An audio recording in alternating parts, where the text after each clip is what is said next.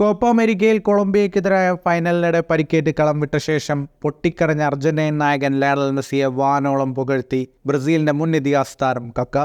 എന്തൊരു മഹത്തായ മാനസികാവസ്ഥയാണിതെന്ന് പറഞ്ഞ അദ്ദേഹം മെസ്സിയുടെ കരച്ചിൽ കണ്ടപ്പോൾ അർജന്റീനക്കാർ മാത്രമല്ല എതിരാളികൾ പോലും അവന്റെ പേര് ആർത്തു വിളിക്കാൻ തുടങ്ങിയെന്നും അവൻ ലോകത്തിന്റെ മുഴുവൻ സ്നേഹം നേടിയിരിക്കുന്നെന്നും പറഞ്ഞു.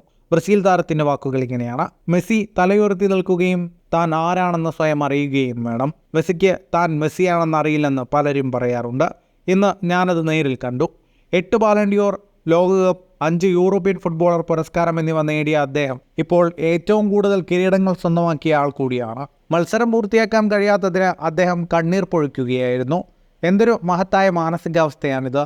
മെസ്സിയുടെ കരച്ചിൽ കണ്ടപ്പോൾ അർജന്റീനക്കാർ മാത്രമല്ല എതിരാളികൾ പോലും അവൻ്റെ പേര് ആർത്തു വിളിക്കാൻ തുടങ്ങി. ആരാധകർ ചെയ്തത് എന്നും അവിസ്മരണീയമായിരിക്കും. ഇത് അഭിമാനിക്കേണ്ട കാര്യമാണ്. ഇത് മെസ്സിയാണ്.